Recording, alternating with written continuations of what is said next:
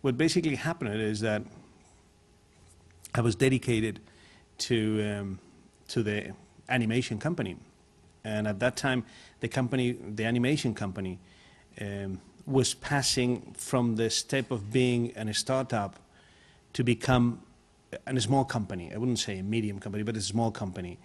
So it started being the animation company. It started being a company founded by 3 friends, and in which everything was funny. We were having a great time, but we had to move from there to kind of a more serious company with systems, with times to get in, times to get out, with some type of controls and organization to guarantee that things were done in time. And that is not easy to do that jump from a friend's company and a startup to something more bigger, or that has to be more restrict or more strict, to more than restrict, more strict. And I was very focused on that, and because it was not easy. I mean, we had a lot of problems between us, we had discussions, we had arguing, and we had many different problems that we had to solve. So I was not focused on the furniture company. But I thought multitasking was something I could handle. Big mistake. And, you know, we all love to talk about multitasking. Multitasking. We always say that, as you know, the more intelligent you think you are, the more multitask you think you can handle. Big mistake. So what I basically did, I put a whole team in the company, whole new team in the company, and we started developing and we started investing into changing the whole company. After 1 year, I realized that the team that I put in the company was not working because they were not really giving the results I was expecting. So I had to change the team and put a new team, and that was done in the second year. And that second team came in, and after 2 years of spending money and spending money and spending money and telling me all the good things they were doing, and I was not aware because I was not being able to dedicate my time to see what was going on, I realized that, you know, this was not going to work. So I had to close the company, accepting a big loss. I mean, more than 2 figures in millions of euros loss. So that was a great failure. It was the biggest one. It was even bigger than the one with the sunflower seeds I just told you. So I don't think we should get into the reasons of why did I fail in all those three different experiences. The important thing at the end, if we look at from an economical point of view, is that my success, it's been much bigger than those failures, thanks to God. And so I've been able to pay those failures and still be considered as a successful person, and I still be able to pay my bills. But I've got one or a few important experiences I would like to share with you. The first thing is on the personal side. As an entrepreneur, I would say you are always, or at least I've been always thinking that I am about a month or 2 months from total failure. I mean, 60 days, probably 90 days from total failure, and you have to be ready for that.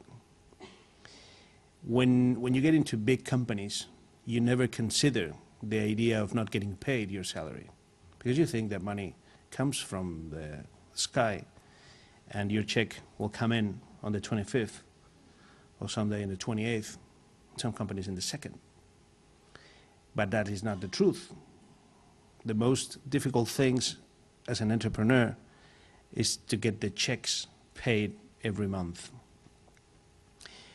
Of course, you can hear a lot of experiences of great successful entrepreneurs that tell you, you know, we started, everything was quite easy, and money started coming in, and so we didn't have problems. It was all funny, great, and we traveled a lot. that has not been my case. So that's not the experience I can share with you. Have been always 60 to 90 days from total failure. And you have to be ready for that. But entrepreneur, and you can find this definition in a lot of different places. An entrepreneur is a person that sees a problem and sees that problem as an opportunity and therefore starts moving around the problem. And that's the difference between a normal person and an entrepreneur. An entrepreneur is a person that, of course, sees the problem, but it's not focused on the problem. You cannot, if you're focused on the problem, you're going to be dead. You cannot be focused on the problem. You're going to be having problems every single day. You're going to be having problems every single week, every single month. And it's going to be, the problems are going to be huge and big and bigger. You have to be watching what the solution is and what the opportunity is. If you focus on the opportunity instead of the problem, from my point of view, you're going to be in the way to success. But always thinking that you're 60 to 90 days from total failure. So you will never be able to be happy. You know, when I see those friends of mine that go skiing 20 days a year, you know, they go another 20 days in the summer boating, and you know, they're always happy, and they buy new cars, and some of them fly in private planes, and say, gosh, you know, where's the secret? Because I don't really get it, and because I cannot take more than 5 days vacations, because, or 10 days vacations. And it's not, I'm not a type of person that I'm hands-on on the company. I have a full team of people working with me, and I can run out of the company for 30 days or 40. In fact, I'm almost traveling more than half of the year. So I'm not in the company, really. I've been last week in the US. On Monday, I'm flying to Singapore. I'm going to be in Singapore until Thursday. I'll be back from Singapore on Thursday. Next week, I will be in Italy. Then I'm going back to the US. So I'm always out of the company. So it's not that I am the person that runs the company. I'm not. Again, you know, watch the problem, look into the problem, but search for the opportunities.